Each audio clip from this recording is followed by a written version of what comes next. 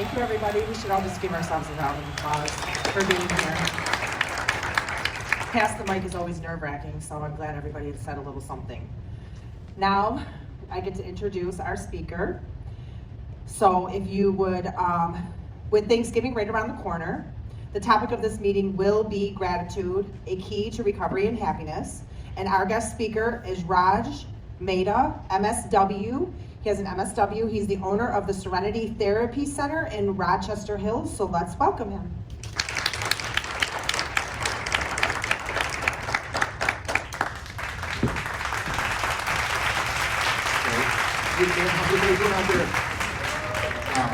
We're proud of all you guys. It's an honor to be here.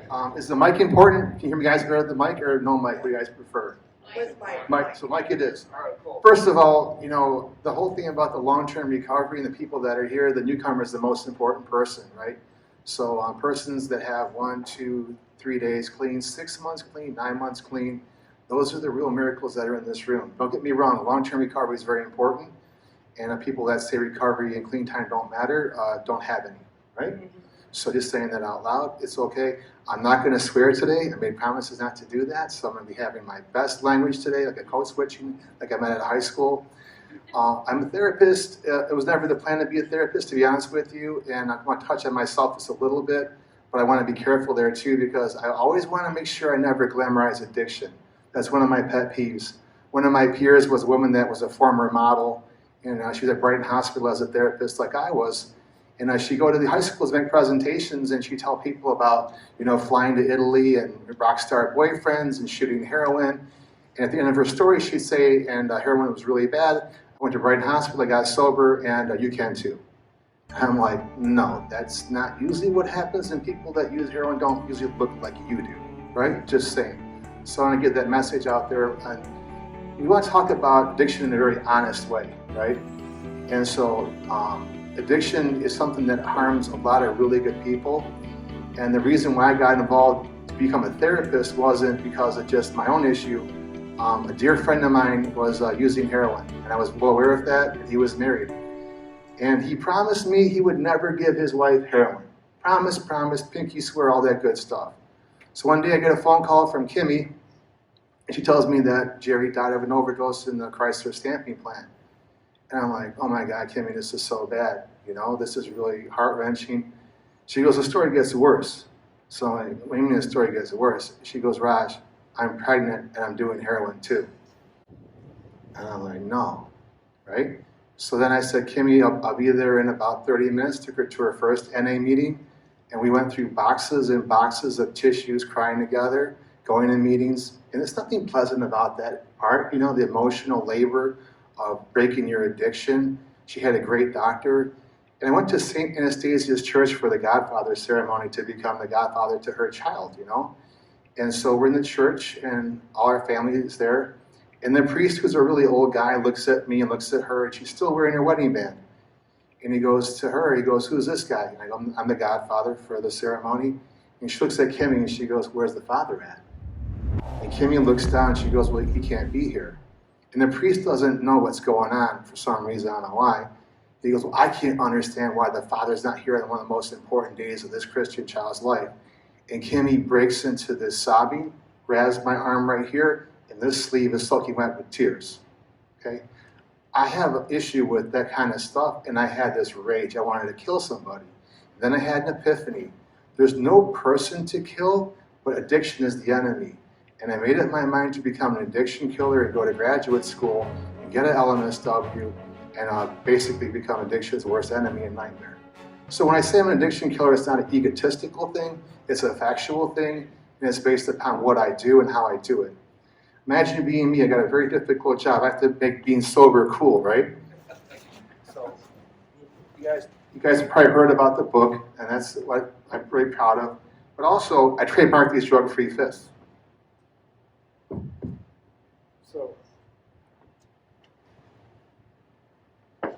you got a hat with drug-free fists on it, but what's the motto? Fortune favors the bold. Imagine if the hat says, I can't get high, my mom is watching me. Bad salesmanship, right? Right? So one of my prideful things I've done is had clients actually wear this hat for high school graduation pictures. Imagine going against the grain in your high school when everybody's smoking weed, you walk in there with your drug-free hat and fortune favors the bold. I trademarked the drug-free fist not to make any money off them, but to make the world a better place. Anybody, anytime can use this logo to promote sobriety. Is that helpful? Yeah. So I want to talk a little bit about, before I move forward here, this might be tricky, okay? I have to ask everybody in the audience for the permission to tell the truth because I got a really weird life right now. I get in trouble for telling the truth, right? So we're going to go and be honest about a whole bunch of different things. Is that fair? Yeah. So before I go forward, we're all going to be honest about this, and we're going to let me be honest to you about what's really going on. Is that fair? Yeah. Okay. Has anybody in this room ever lost someone they love from an overdose? Okay, that's unsettling. How about 2 people from an overdose? Okay, this is really unsettling. How about 3 people from an overdose? This is crazy. This is like a war, right? So we're going to do some stats real quick. Last year, 100,000 people died of drug overdoses, and that's not really good, right? And so the majority of these overdoses are now with fentanyl. Does anybody know where fentanyl comes from? China, right? China. And some of the biggest dealers in the world are in China. And the DEA, for the first time, actually issued an arrest warrant for a kingpin in China. And the Chinese government did 2 things in 2020. They've discontinued all discussions of drug interdiction with America completely and said about that person, he hasn't done anything wrong, we're not going to arrest him. Does that blow your mind? Is that making sense? So we know where it comes from. And we know that in China, there's no fentanyl problem. So the biggest manufacturer of the world, 9% of all the fentanyl that comes to America comes from China. There's no fentanyl problem in China. Mexico is the biggest exporter of fentanyl into America. Remember, it comes from China, goes to Mexico, comes to America. There's no fentanyl problem in Mexico. Isn't that interesting? There's no fentanyl problem really in any part of Europe. So do you want to know why there's a fentanyl problem in America and no other country in the world? Because of Purdue Pharma.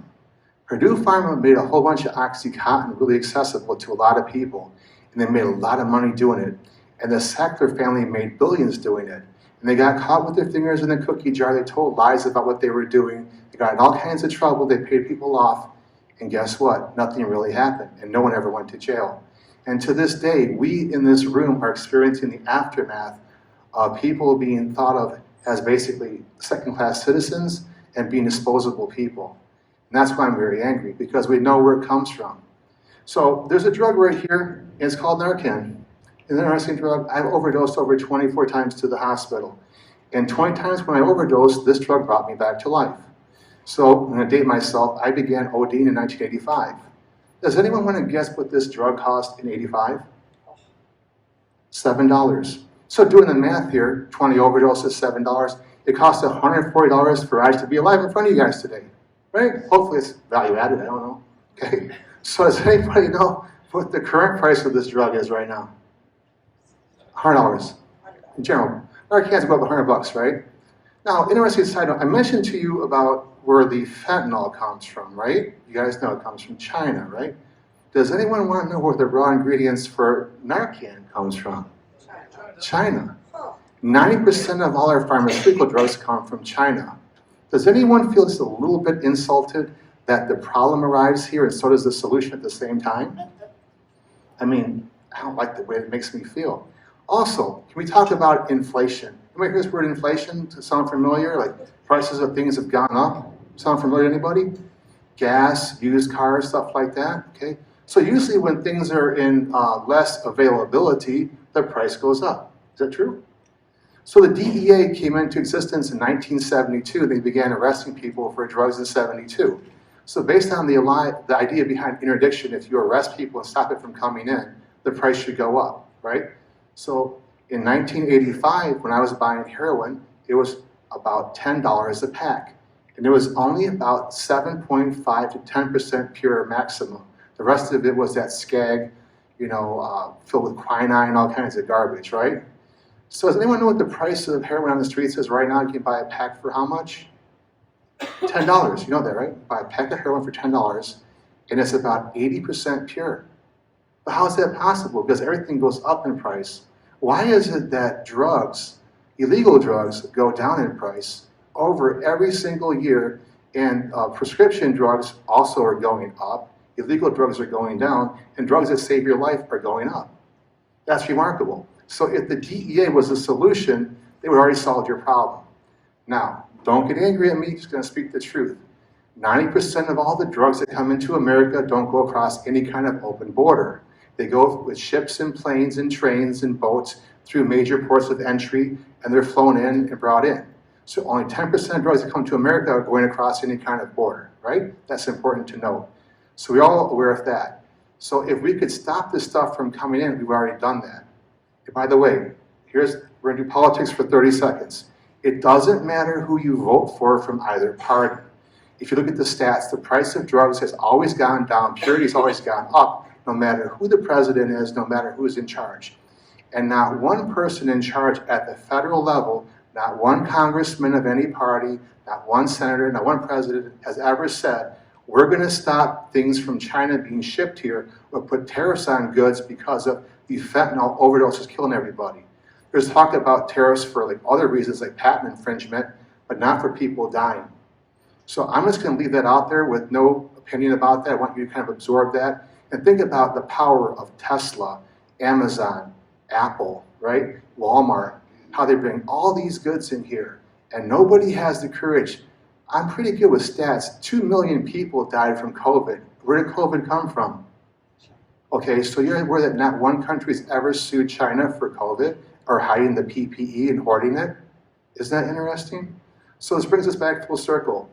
The DEA is not gonna help you, okay? The senator's not gonna help you. President's not gonna help you. That's all the bad news. You wanna hear the good news? Guess who's gonna help you? FAN. I'm not even joking. In hopes not handcuffs. The people in this room are the only hope, only solution to this drug problem. And it breaks my heart. But I have so much respect for you because no one else is doing it for us. We had to organize together. I was part of FAN before it was even cool. When Davis started doing this back in the day, Judge Davis began doing this. I want you to be aware that everybody in this room is part of the solution. And it's really sad because we hope that our leaders, these educated people with all this power and all this money would look out for us and care about us in our communities. But it wasn't until we all got fed up and organized together that actually made a difference. And we see that with hope, not handcuffs. Like the DEA is not gonna keep your kid from dying or give him Narcan, but FAN will. The DEA is not gonna put your kid in rehab, but FAN will, right? The DEA is not gonna stop the availability of drugs to your kids, but FAN will tell them what happens when you use, maybe get them not to start in the first place, right? So I want to point out, everybody in this room has the courage of 10 lions. You guys are part of the solution, and it warms my heart to see people that actually care. But I'm going to warn you, you guys are the solution. So it's a heavy burden to bear. Is it making sense, or am I going too crazy with you guys? All right? Is that cool? I'm telling the truth, don't get in trouble up here.